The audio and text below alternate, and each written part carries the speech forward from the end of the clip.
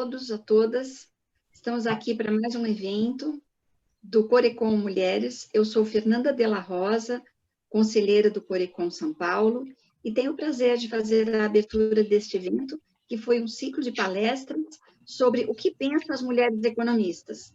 Então, já tivemos palestras sobre o setor educacional, o setor empresarial, o setor científico, e hoje, fechando esse ciclo, teremos a mulher economista no setor público, e é um prazer estar aqui com vocês, e eu desejo um bom evento a todos. Bom dia a todos e todas aqui presentes, nos acompanhando, sejam muito bem-vindos e bem-vindas. Hoje, a gente, para falar sobre esse tema tão importante do setor público, a participação das mulheres economistas nesta área, nós contamos com a participação da nossa querida palestrante Graça Aparecida Barcos. A Graça, ela é economista, com múltipla formação acadêmica, ela tem pós-graduação pela Getúlio Vargas, ela fez um mestrado internacional na Fazenda Pública e de Administração Financeira da UNED, em Madrid, e ela integra um corpo técnico do governo brasileiro na área de controle das contas públicas. Ela é corresponsável pelo Brasil na América Latina para a rede RAMFI, do Instituto de Estudios Fiscales do governo espanhol. E ela também é delegada distrital do município de São Paulo do Corecon, aqui da cidade. Ela também coordena a comissão Corecon SP Mulheres. Com você, Graça, seja muito bem-vinda à palavra. Muito obrigada, Lia. Muito obrigada, Fernanda. Bom dia, meus caros participantes. É um prazer, mais uma vez, falar com vocês. Hoje eu estou aqui para ter uma conversa sobre um assunto bastante importante. É sobre a decisão que uma mulher e também um homem tomam quando eles vão se especializar em alguma área e eles vão tentar seguir um caminho na vida. Eles vão seguir a área pública ou eles vão seguir a área privada? Eu sempre digo isso porque, às vezes, a pessoa fica naquela oscilação, ele fica um pouco no serviço público, um pouco no serviço privado, e ele fica um pouco inseguro no futuro dele. Seria muito bom que o jovem que está me assistindo agora já começasse a pensar, eu vou seguir a área pública ou vou seguir a área privada? Porque elas são bem diferentes. Por que seguir as duas? Por que uma ou outra? Vou te passar. Se você for seguir a área pública, você terá um emprego mais estável, você passará por um concurso, estamos falando na área econômica, um concurso difícil, não estamos falando em funcionário comissionado, naquele que é indicado por um superior, por uma autoridade, que ele entra sem concurso no serviço público e pode ser dispensado também a qualquer hora. Estamos falando naquele funcionário de carreira, que estuda, presta um concurso e ele fica ali praticamente a vida toda. Então, você terá esse estilo de vida. Você terá uma promoção mais modesta, você não terá muitas promoções, você terá um ganho mais reduzido durante a vida toda. Ou você vai se dedicar à área privada, quando aí você terá, se você for uma pessoa que quer crescer bastante, você terá mais oportunidade de constituir uma empresa e de crescer rápido. E também perder a sua empresa, se de repente você se depara com uma pandemia, a situação fica mais difícil. Ok? Isso eu acho que era o primeiro momento, eu vou tentar dividir por partes. Você tem que saber o que você gosta e se escolher um caminho. Se você escolhe o caminho econômico, você tem que também conhecer mais um pouco de direito, um pouco de contabilidade, um pouco de administração, porque somente o caminho econômico vai te dar poucos subsídios para crescer. Tá? Eu vou passar mais ou menos um exemplo para vocês como eu fiz para estudar para um concurso público. Na época, eu já era funcionária pública por ser de carreira, mas eu trabalhava na Secretaria da Educação, numa biblioteca. E o modo que eu achei de tentar aprender mais e chegar até uma auditoria de controle externo, que era o que eu queria dentro da área financeira, eu comecei a ler os livros da biblioteca, como se bebe água. Então, eu comecei lá, voltei, e fui lá naquele quinta série, fui estudando português, quinta, sexta, sétima, peguei todos os anos do colegial, lendo todos os dias, inclusive sábados, domingos, feriados, dias de Natal, faz parte da tua vida, você não para mais, tá? E isso fica mais fácil de aprender. Porque quando a gente estuda, sempre chega no final do ano, o que ocorre? A pessoa, o curso, ele não te dá todo o subsídio, ele para antes, fica sempre alguma matéria pendente. E no próximo ano, o professor começa com outra matéria, já que seguindo, mas fica aquelas lacunas. E o concurso pede tudo. Quando você pega um livro de português da 5ª série, um livro de português da 6ª série, você estuda tudo, mas tudo mesmo. Talvez uma vírgula vai ser a decisão, porque o concurso é muito difícil. Na época que eu prestei esses concursos, eles já eram difíceis, hoje ficou muito mais.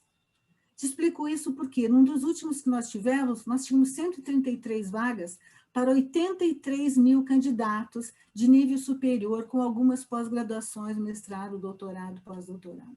É difícil, é difícil. Nós dizemos que, às vezes, passar um concurso público ele é mais difícil do que entrar numa faculdade pública, e ele, às vezes, se equipara a um prêmio de loteria. Por isso, você tem que estar preparado. Não adianta, meus queridos amigos, vocês acharem que porque saiu um edital, o que eu lembro para vocês que agora está tudo suspenso. Por causa da lei da calamidade pública nacional, até o dia 31 de dezembro de 2021, portanto, somente a partir de 2022 teremos concursos públicos no Brasil, em qualquer esfera, federal, estadual, municipal. Está todo suspenso para não aumentar as despesas. Inclusive, a carreira do funcionário está suspensa. Só conta tempo para aposentadoria. Tudo voltará ao normal em 2022. Caso essa lei, que está em vigência até o dia 31 de dezembro de 2020, não seja prorrogada. Por enquanto, essa é a realidade. Mas vocês podem ir estudando dessa maneira que eu falei. Vocês pegam o português, a matemática, uma área do direito, uma área de economia, vai se aprofundando. Quando sair o concurso, não adianta, meus amigos, comprar uma apostila e tentar estudar tudo correndo, porque é muito pouco. O concurso pega os detalhes para saber se a pessoa conhece. Um outro ponto que eu queria mostrar para vocês está acontecendo atualmente, nós estamos observando no serviço público, são os chamados concurseiros. Vocês acham que sabem o que são os concurseiros? São aquelas pessoas que terminam uma faculdade, se dedicam a trabalhar numa área pública, e eles ficam 2 anos participando e assistindo aulas em cursos de preparação para concursos. Alguns seguem uma carreira determinada, uma carreira jurídica, uma carreira econômica, outros querem prestar concurso para qualquer coisa, desde que eles entrem para trabalhar no governo. E esses cursinhos, eles estão trabalhando com uma técnica muito especializada, uma técnica de preparar a pessoa para o concurso, e não para o trabalho público, não para o trabalho. Então, eles explicam para a pessoa decorar uma sigla. Vou dar um exemplo hipotético, meus amigos, a sigla RAISA. Essa sigla RAISA, ela significa um princípio de licitações brasileiras. E se cair essa questão, com essas iniciais, vocês vão acertar a questão. E esse tipo de método, vocês chegam a acertar 80% da prova, ou até mais. Se tiver uma boa memória, vocês vão acertar, vocês podem ser aprovados. E aí começa o problema. Vocês são aprovados, sai a nomeação, vocês tomam posse, vocês entram em exercício e vocês vão trabalhar. E aí, o que vocês vão fazer com essas siglas? Não são usadas. Vocês chegarão na área de controle externo, vocês receberão um processo de alguma auditoria, algum processo que fale sobre aquisição de produtos, ou mais simples, desde fraldas de crianças até peças do metrô, ou até construção de uma ponte ou de um rodoanel, não se sabe o quê, ou então um trabalho em loco. Loco quer dizer em campo. Vocês serão, junto com uma equipe, encaminhados para dar um parecer. Aí não tem sigla. Aí não tem ligação entre o trabalho e aquilo que vocês estudaram. E a repartição fica numa situação difícil, ela não sabe o que faz com esses funcionários, porque eles chegaram de determinadas regiões diferentes, cada lugar do país, e com esse tipo de treinamento. A repartição pública costuma sempre fazer um treinamento de 1 a 2 meses para adequar, mas é muito pouco. Aí o que acontece? Esse recém-auditor, ele levará uma média de 3 a 4 anos para estar preparado para sair sozinho, fazer uma auditoria do início ao final e apresentar um relatório. Isso está trazendo problema porque o funcionário, a pessoa, o candidato que entrou, ele se sente mal, porque ele começa a observar perto dos pares que ele não sabe praticamente nada. Até o tipo de pergunta, ele não sabe, às vezes, perguntar. Nós sempre orientamos que ele procure a biblioteca do órgão onde ele trabalha, porque ali tem muitas decisões, tem muitos julgamentos, ele comece a ler a respeito para se familiarizar. Esse é um ponto da parte de você entrar no concurso. Participar do concurso e ser aprovado. Bom, você passou no concurso, você já é um funcionário público, uma mulher ou um homem. Isso pega bastante para a parte feminina, minhas queridas.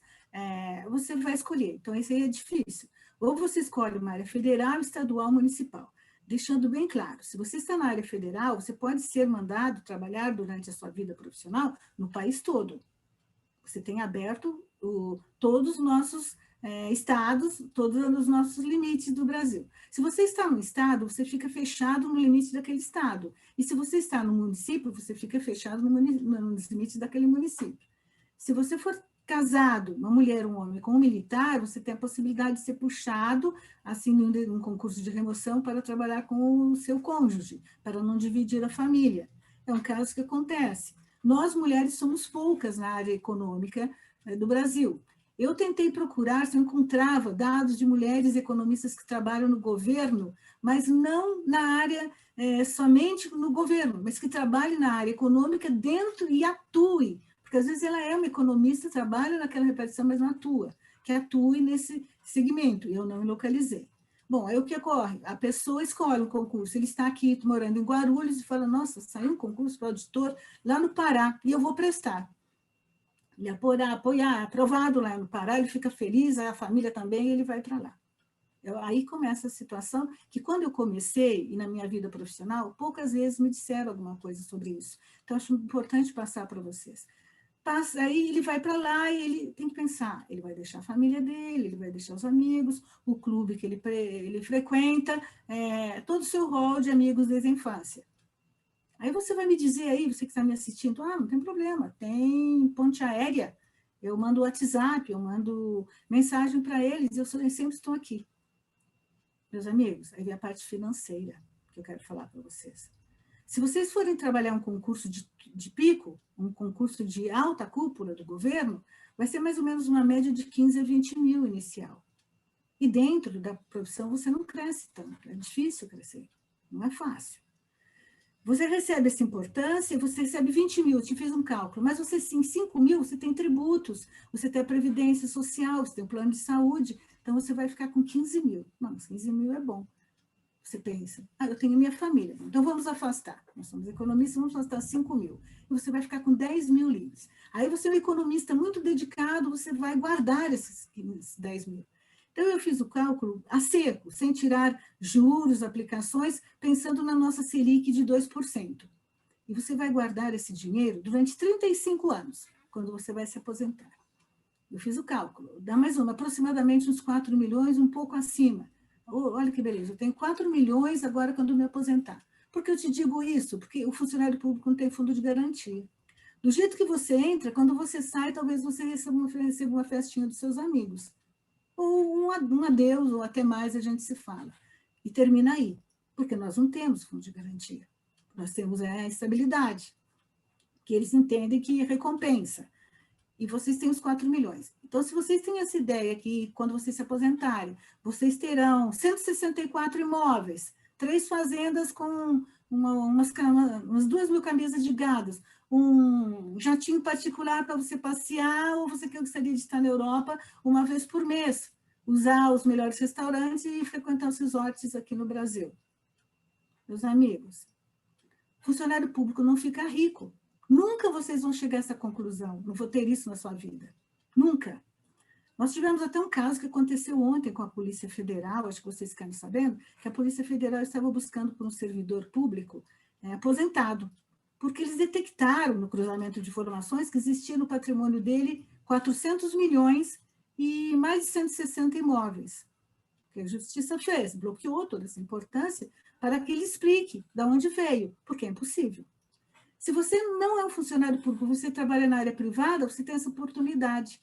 Você pode estar com uma empresa que tanto ela pode quebrar, pedir uma recuperação judicial ou até falir, como você pode criar uma empresa e o ano que vem fechar concursos muito altos e ficar bem, ou ficar rico. Você consegue como empresa. Com o serviço público, não.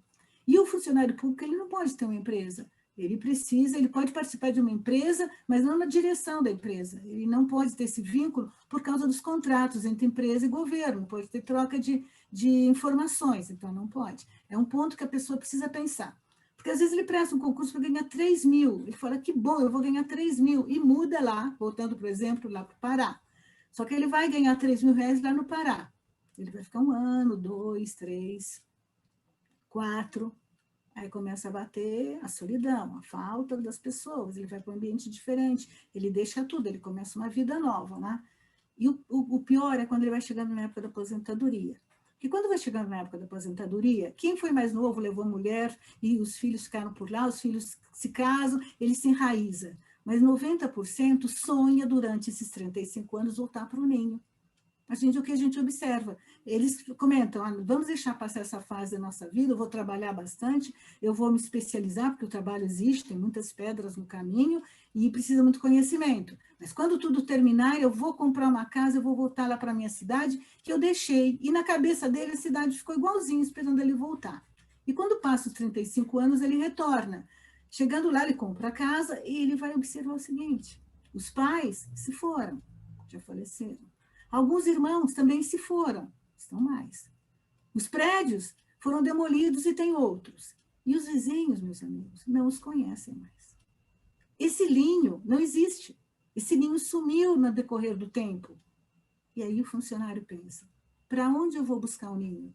Ele fica sem o ninho, porque ele ficou dividido entre a vida profissional, quando ele passou a vida inteira pensando nisso, e ele voltou e isso não existia, esse lugar não existe. Então, se você quer ficar perto dos seus, preste um concurso próximo, na sua cidade, na sua região, no seu estado, para que você possa voltar. Porque isso ocorre e as pessoas ficam mal, chega até a ter depressão por causa dessa situação. E não tem volta. Então, precisa pensar com carinho. É uma decisão que você toma sozinho, meu amigo. Você não toma nem com a sua família quando você vai se decidir ir para um lugar desse tipo. Porque a família, hoje, os casamentos se dissolvem. Os filhos se casam. E você vai ficar com a sua profissão. E você não pode ficar frustrado depois que se aposentar. Então, eu deixo sempre essa lição, quando eu vou conversar com as pessoas, que nunca me ensinaram. A não ser um chefe, que uma vez, um ano depois que eu entrei, ele me chamou e falou, olha, eu vou te dar uma sugestão de vida. Se você pretende ficar no governo, nessa área econômica, que ela é restrita, você se decida em 3 e 4 anos, ou 4 anos. Ou saia e vá para outro caminho. Senão, você vai se enraizar e não sai mais. Isso pode acontecer depois. E não pode sentir culpa, não pode sentir remorso. Esse é um ponto. Quanto às mulheres, eu não vejo diferença. De salário não tem, nós temos o mesmo vencimento. Cargos, os cargos mais simples, uma chefia normal, ela consegue, eu não vejo muita diferença na discriminação quanto aos homens. Acontece que ela vai subindo na carreira até um determinado ponto. Daquele ponto para cima, ela não consegue, somente tem homens na direção, na cúpula. Isso é cultural. Eu não culpo os homens, de maneira alguma, porque isso é cultural, eles aprenderam com os pais, que aprenderam com os avós. Então, isso nós vamos mudar com o tempo, da mesma forma que os homens não tinham acesso aos filhos. Quando, no passado, um homem trocava fralda de criança? Quando, no passado, um homem levava o filho ao médico e cuidava dos medicamentos? Então, os homens estão dividindo a tarefa doméstica, principalmente agora na pandemia, estão se aproximando, vendo os filhos dar os primeiros passos, criando um vínculo mais forte com os filhos, o que é muito importante para eles e para os filhos. Eu tenho esperança que, com os anos, nós vamos conseguir mudar, mas vai ser lento, para que a sociedade entenda que a mulher é economista, a mulher que se dedica a dinheiro, porque a maioria das mulheres que trabalham, elas são colocadas no serviço público na área da educação ou na área da saúde, na área do cuidado, porque a mulher tem um instinto materno do cuidado. Quando ela se dedica à área financeira, existe uma certa barreira se ela realmente tem condição. E ela não pode deixar de ser feminina. Ela vai ser sempre feminina, ela vai querer sempre estar produzida, ela vai ter que dividir o tempo, ela tem tripla jornada entre a família, entre a sua pessoa e entre o trabalho que exige muito. Porque se ela faz auditoria externa, ela viaja, ela vai ficar a semana inteira fora, dormindo no hotel, ficando lá, e às vezes o filho está em casa doente com febre, ela vai ter que deixar com uma pessoa. A mãe, o pai, eles estão lá em Guarulhos, mas ela está no Pará, o pai e a mãe não podem ajudar. Às vezes eles viajam, tomam um avião e vão lá. para ajudar a filha porque a criança está doente. São situações que não são pensadas no início, acho muito importante. É uma carreira que tem futuro, você pode, inclusive, estudar mais lá dentro. A pessoa que trabalha na área pública, ela vê a administração pública diferente, porque às vezes a pessoa fala muito da administração pública, mas o Estado que eu digo, município, Estado e federação, eles têm o poder de decidir o que você não consegue. Se você tem um atrito na família, você pleiteia o Estado. Se você tem um problema na sua rua, você pleiteia o Estado. Aquele contrato que é muito caro e também dá prejuízo, uma empresa pública particular não quer assumir, e quem assume é o governo, mesmo dando prejuízo. Porque ele tem que construir aquela estrada, ele tem que construir aquela rua, ele tem que levar desenvolvimento, porque a empresa já visa o lucro e o governo visa o bem-estar do cidadão.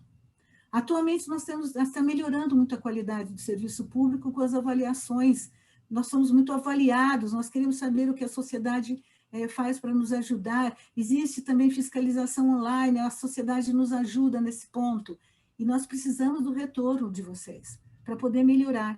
Tá? Mas eu digo, vocês querem ser um funcionário público? Sigam. Sigam porque é um caminho lindo, eu não me arrependo, estou sempre aprendendo, e às vezes a gente vê o governo também tomar uma decisão que a sociedade está dizendo, nossa, ele está errado, mas nós entendemos por que ele não pode gastar mais, ele não pode endividar o país, ele não pode deixar o país numa situação que daqui os nossos filhos, os nossos netos vão encontrar um país numa situação de miséria.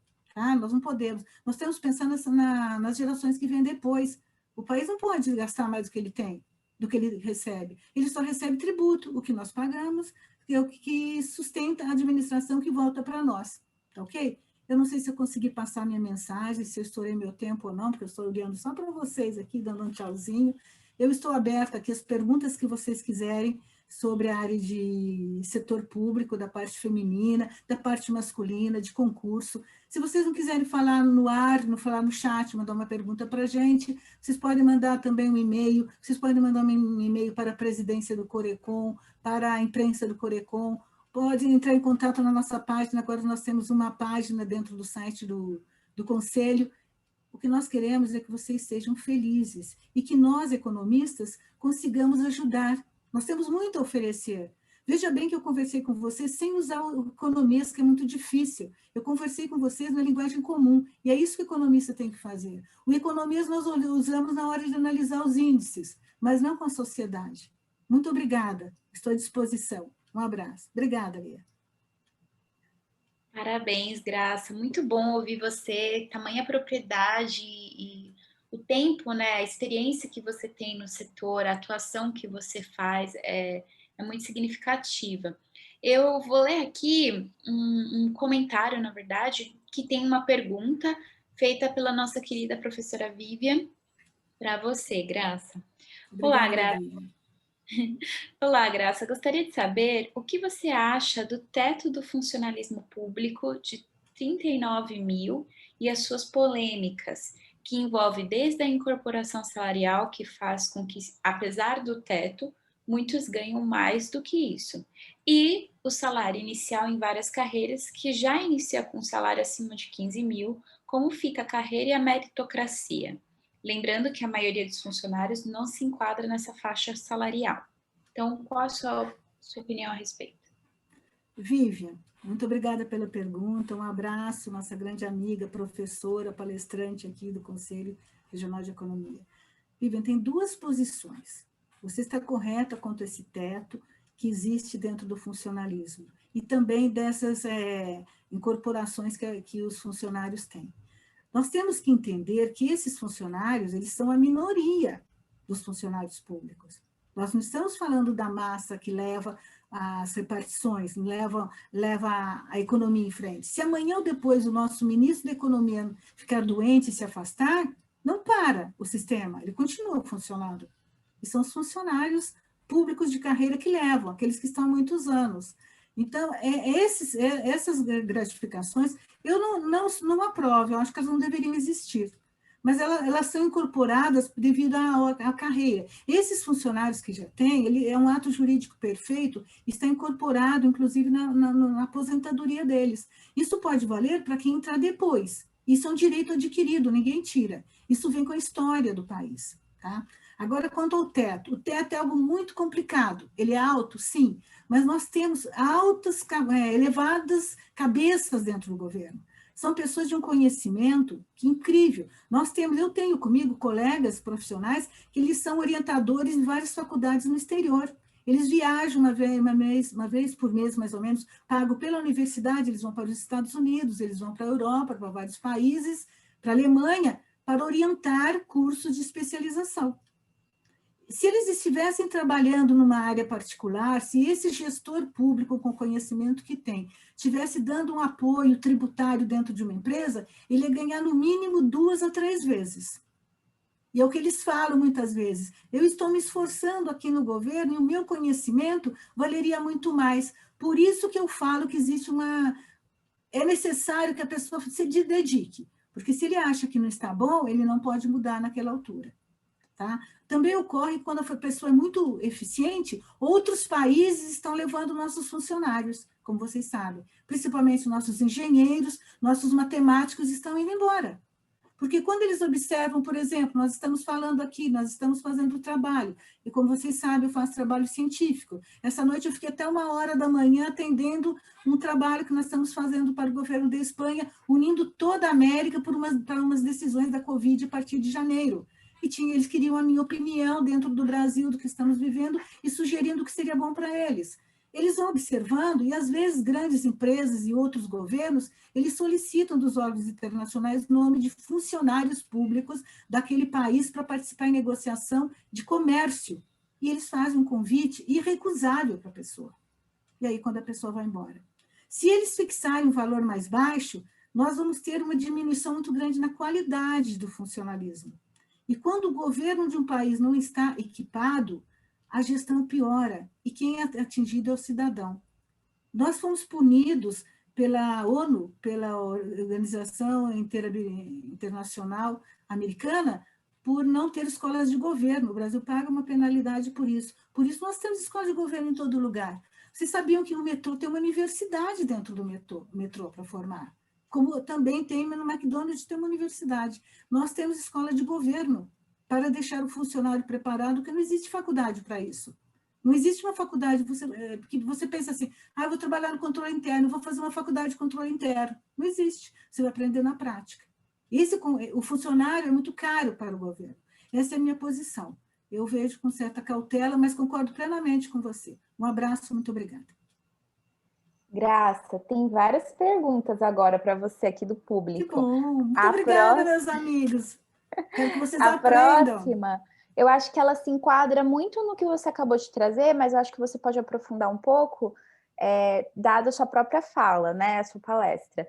Ela foi feita pela Fernanda e ela diz o seguinte: Graça, gostaria de saber se há uma avaliação do funcionário público e se há um plano de carreira. Existe isso, Graça, dentro do setor público? Sim. Eu fiquei mais ou menos uns 20 anos sem plano de carreira. E nós reivindicávamos muito essa situação. Eu cheguei a passar 5 anos com o mesmo vencimento, igualzinho.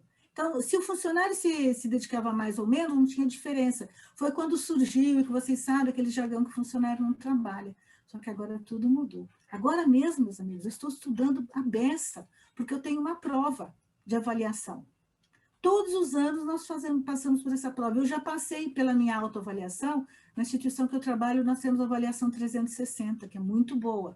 Nós somos avaliados pelo nosso superior imediato, que é o chefe direto, o imediato, que está acima dele, e somos também avaliados pelos nossos pares, que são escolhidos de um modo eletrônico. Nós não sabemos qual que está sendo avaliado. É um questionário grande, e esse questionário não é no sentido de punir. Eles oferecem sugestão. Uma série de cursos são escolhidos e eles colocam esses cursos à disposição para que o funcionário faça, para que ele melhore. E o incrível também, que eu achei muito bom, e eu também pleiteei muito no meu trabalho, é que o chefe seja avaliado. E os chefes são avaliados também, pelo superior imediato dele, pelo mediato e pelos subordinados. Porque teve uma época que os chefes se achavam assim, muito importante e o funcionário tinha uma apreensão, né?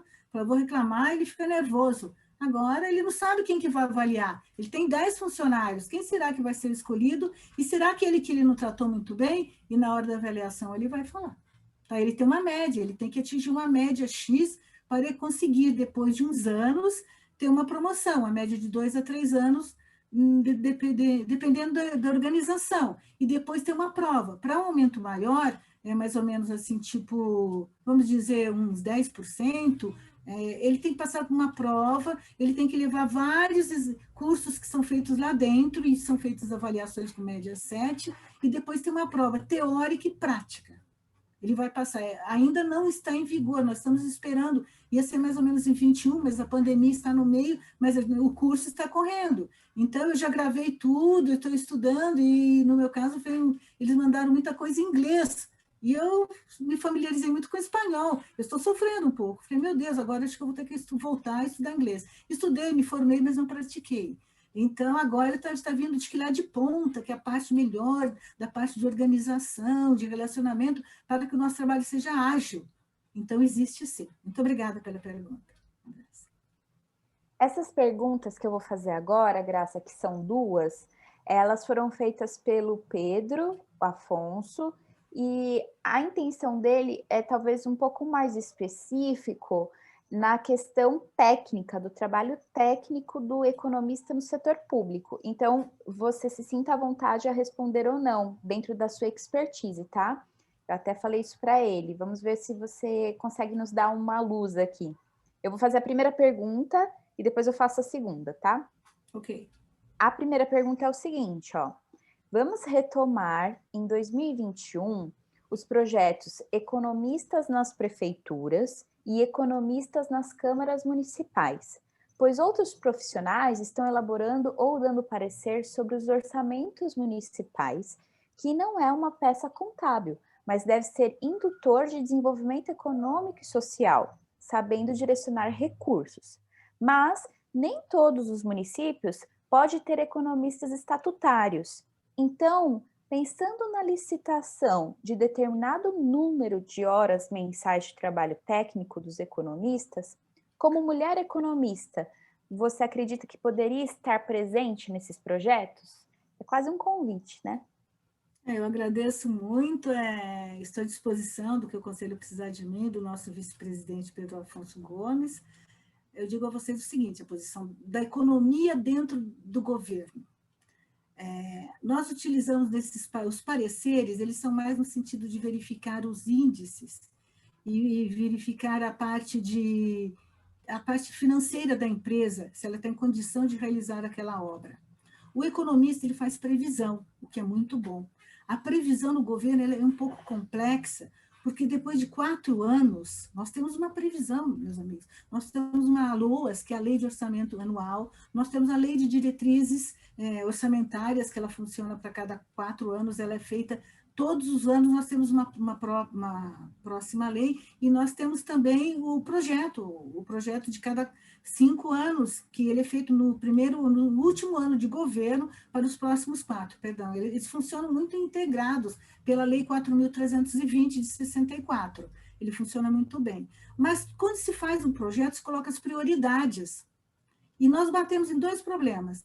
O que nós não esperamos, uma enchente numa cidade, uma pandemia que foi grave, mas a enchente é mais comum que acontece, um vendaval, algum sinistro que dificulte a situação. E o que eu considero mais complicado, quando eu fiz minha pós-graduação, inclusive eu fiz também lá na USP, que eu fiz essa pergunta à professora, ela explicou todo o desenvolvimento econômico, eu fiquei olhando, falei, bem, importante, falei, professora, mas o que acontece? Depois de 4 anos, sai o prefeito. Aquele projeto seria ótimo, o economista fez o levantamento, entra um outro. Ele olha e fala, não, eu não vou continuar com esse projeto, porque eu vou levar à frente o nome do outro. É difícil ter um político que seja sensato ao ponto de dizer, eu vou continuar uma obra que aquele primeiro antecessor começou. É muito difícil. Eu vou começar uma outra. Esquece aquele. E ele parte do zero. E o economista, a pessoa olha e fala, mas estava dando tão certo. Esquece, vai ser outra coisa. Então, o economista em si, ele tem dificuldade, porque também nós temos orçamentos fechados no ano anterior. Quando esse prefeito que vai assumir agora, em 2021, ele já vai levar o orçamento pronto, que já foi mandado agora em 2020. Ele não pode fazer mais nada além disso. Só ele vai criar o orçamento dele no meio do ano, vai encaminhar para a Câmara Municipal, que vai fazer o julgamento, para que, se tiver possibilidade, ele trabalhar em 2022. Esse ano ele está amarrado. Eu acho que a parte política, ela dificulta muito. Era muito importante que tivéssemos uma equipe entre economista, administrador, contador e advogado, porque nós batemos na legislação. Algo pode ser possível dentro da parte econômica, mas não existe amparo legal. Tem lei, a lei, a gente não diz que a lei é certa. Se eu gostasse de fazer leis, eu ia trabalhar na Câmara, no Poder Legislativo. Eu não faço leis, eu cumpro leis que estão lá para o poder, para o controle externo. Nós cumprimos a lei. E, às vezes, nem sempre ela seja uma lei adequada. Eu não sei se eu respondi à altura, eu estou à disposição, inclusive, para complementar. Muito obrigada, Pedro. Acho que fez sentido sim, Graça, pensando, né, nessa situação de multidisciplinariedade que você trouxe, mas de realmente ter o trabalho técnico do economista nesse processo. A segunda pergunta do Pedro, que é um pouco nessa linha também, ela é bem complementar, acho que vai nortear bem a sua resposta também. É o seguinte, a partir deste mês, o Pedro disse que vão divulgar a oportunidade de trabalho para economistas na elaboração do PPA, que é o Plano Plurianual, que todos os prefeitos que serão eleitos agora têm que apresentar até setembro de 2021, como você mesma disse, né? Ele vai herdar aí um orçamento pronto, mas ele vai ter que fazer o dele a partir do ano que vem. Então, aqui o que o Pedro está dizendo é isso. Bom, aí o que o Pedro diz? O conselheiro Odilon Guedes está elaborando um artigo a respeito, que dará a partida, ou seja, essa chamada de atenção para os economistas para essa oportunidade. A economista não só profissional, como também mulher. Por isso, mais sensível às necessidades sociais, comunitárias e familiares. Como as economistas poderiam contribuir e participar, pensando nessa estrutura? Bom, se nós falássemos na base do conhecimento da mulher nessa estrutura, eu acho que seria bom que nós realizássemos a conscientização da população do município.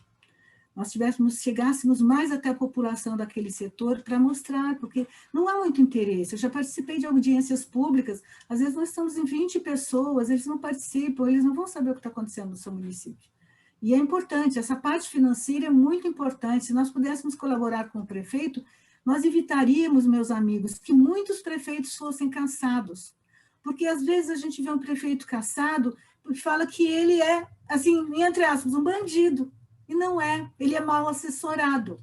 Nós já tivemos um caso de um prefeito que, nesses últimos 30 anos, aí, comentando, que ele tinha uma assessoria tão pequena, que foi pedido a eles, por favor, apresente as notas de empenho para a pessoa. A pessoa falou assim, o que vocês querem? A nota de empenho. Eu falei, o que é isso? Falei, nota de empenho, os pagamentos. Eu falei assim, não. Eu falei, olhou para o auditor, que não era a minha pessoa, falou assim, você está falando do caderninho do prefeito? Do que caderninho? Tem um caderninho guardado numa gaveta trancada a chave na sala dele. Está falando disso? Porque o prefeito, meus amigos, não existe curso para formar político. O político ele precisa saber ler e escrever, nem estar na escola. Se ele conseguir escrever o nome dele, ele pode se candidatar. Esse era uma pessoa que ele tinha propriedade, ele trabalhava com venda de animais, tinha uma avícola, mas ele não tinha conhecimento.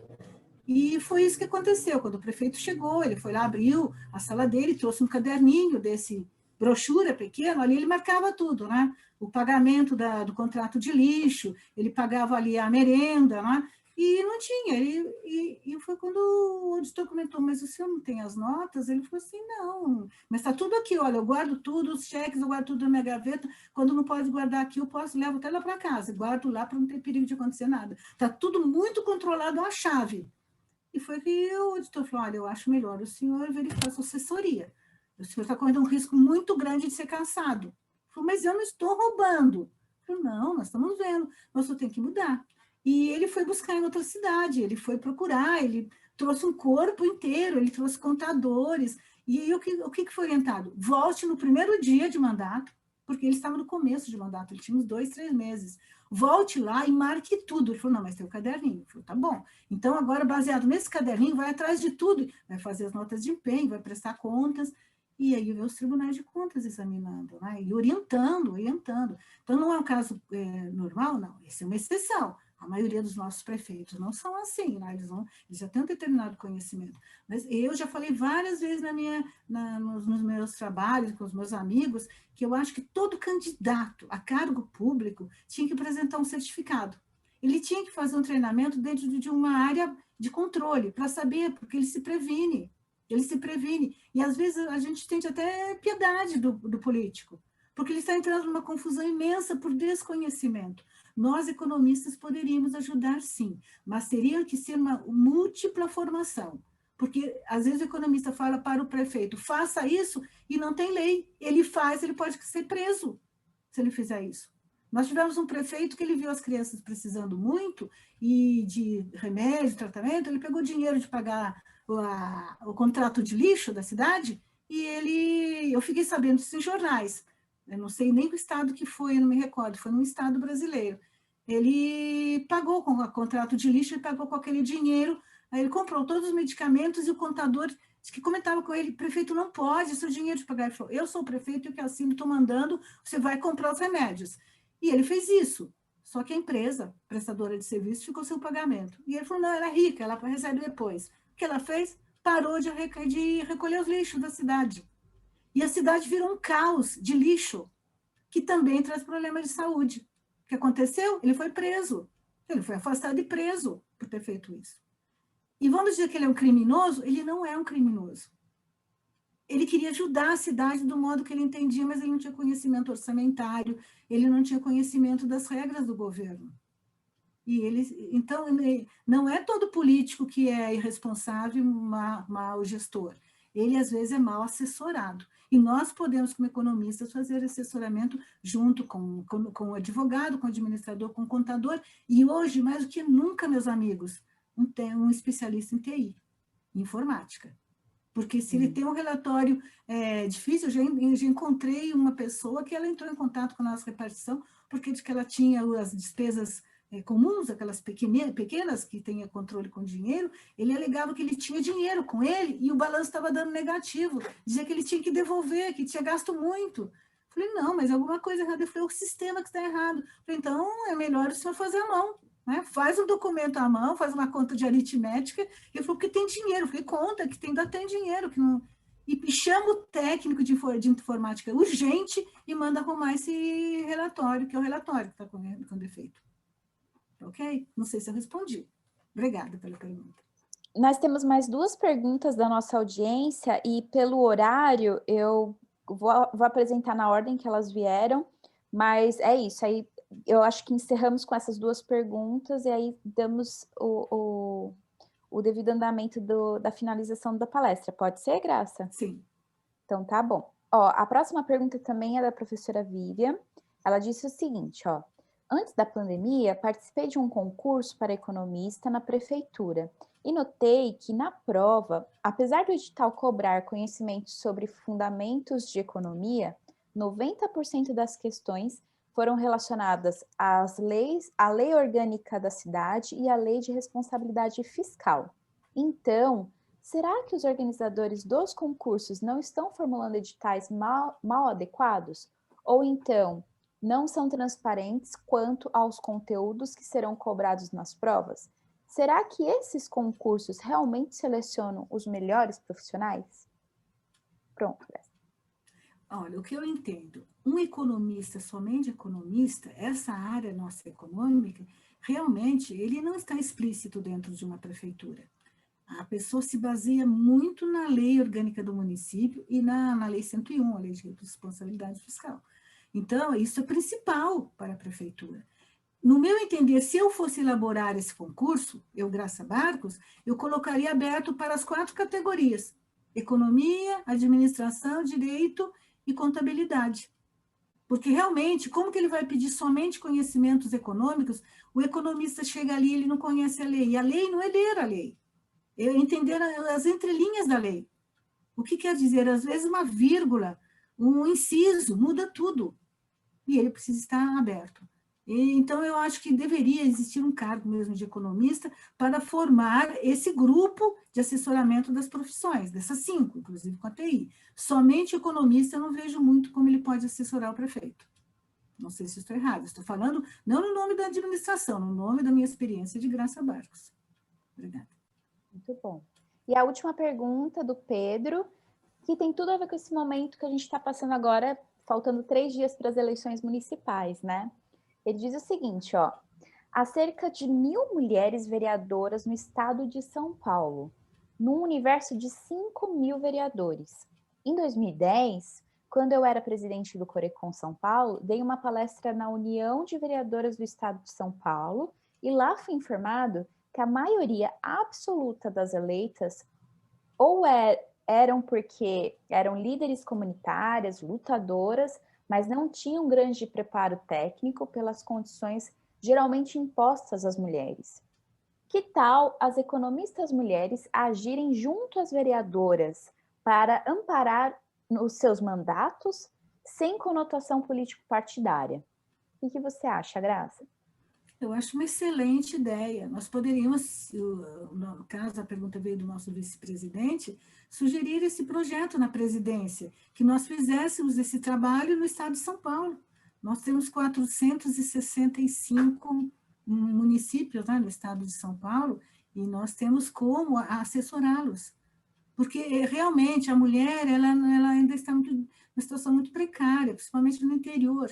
Ela consegue, nas cidades que eu tenho familiares, nós temos uma única vereadora, e nós ficamos 3 mandatos sem ter ninguém. Tá? Existiu há muitos anos atrás uma vereadora em um determinado município que eu costumo frequentar, porque eu tenho os amigos, porque ela era a esposa do prefeito. Mas ela ia lá, ela sempre se maquiava muito quando ia lá, ela estava sempre muito bonita, e quando perguntavam para ela, vereadora, né, Edil, né, como eles falam, Edil, assim, uma suposição, um nome, Edil X, ela falava, passo a palavra. Isso que ela fazia, passo a palavra, porque ela não entendia nada. Ela estava lá porque ela era esposa do prefeito, ele se queria a reeleição, tal, e ela era vereadora. E aí passou uma imagem, a mulher não sabe nada, ela vem aqui toda enfeitada, pegava, às vezes, olhava, elas estavam passando batom, lá, pensando na aparência, e a gente precisa de uma mulher que se cuide, que seja bonita, sim, importante, mas que ela participe da sociedade. Então, eu acho que nós podemos, sim, chegar nas vereadoras, usando o linguajar delas, e mostrar uma educação financeira, mostrar a elas como elas podem fiscalizar como fiscal da lei, que é o fiscal do município, que é o vereador, e ajudar as pessoas. Eu estou à disposição, se vocês quiserem criar um projeto para isso, eu já digo que estou à disposição para colaborar. Muito obrigada, eu agradeço a todos que estão nos assistindo aqui, ter essa paciência. Eu espero que eu tenha deixado alguma mensagem útil para vocês, que esse é o nosso objetivo. A gente tem uma carreira profissional e a gente gosta mesmo de passar para alguém. A nossa missão como ser humano é dividir. Eu penso assim, conhecimento é algo que você adquire e vai com você até a hora que você morre. Se você não passa para alguém, você será sempre uma nuvem que passou e não fez chuva. Ela vai passar. Eu não quero ser uma nuvem que passou e não fez chuva. Muito obrigada. Espero vocês em dezembro para o nosso próximo evento. Eles vezes elas. Vai ser ótimo. Um abraço. Obrigada. Muito obrigada, Graça. Muito bom ouvir você e toda a sua experiência. Obrigada por todas as respostas aqui à nossa audiência. Então, gostaria agora de dar a palavra novamente à Fernanda para fazer o encerramento do nosso ciclo e depois para o nosso vice-presidente aqui do Corecon, o Pedro Afonso, para dar as suas palavras finais em nome do Corecon de São Paulo. Fernanda, por gentileza. Ok. Graça, parabéns pela sua palestra. Que riqueza de detalhes, né? Um campo completamente diferente do comum, né? Da economista que age, que trabalha, que atua, né? No meio empresarial. É realmente uma realidade muito diferente que nem fazemos ideia de como é o dia a dia nessa importante missão, eu diria. Parabéns pelo seu empenho, seu trabalho, sua dedicação, e agradeço muito por ter participado deste ciclo, que foi muito rico, muito aprendizado, e espero que todos possam ver e rever as palestras que aqui foram proferidas. Muito obrigada, agradeço pela participação. Muito obrigada, Fernanda. E agora, com a palavra, o nosso querido vice-presidente Pedro Afonso, para o encerramento desse ciclo de palestras. Muito obrigado a todas. Eu fico muito contente de ter podido participar de ao menos 2 das palestras, que a primeira e a última, infelizmente a segunda e a terceira eu tinha atividades profissionais no mesmo horário, mas tenho certeza que foram bastante positivas. Depois talvez a gente vá ver esse material na internet. Tenho a certeza que o Corecon São Paulo e o Sindecon São Paulo, o sindicato e o Corecon, apoiam demais esse movimento, essa luta de vocês, mulheres economistas. Não à toa, o Sindecon São Paulo, desde que eu assumi a presidência em 2014, na verdade, no começo de 2015, realiza encontros de mulheres economistas, e temos vídeos de todos os encontros para demonstrar a riqueza. E o Corecon São Paulo também está fazendo isso a partir da constituição do Grupo Mulheres.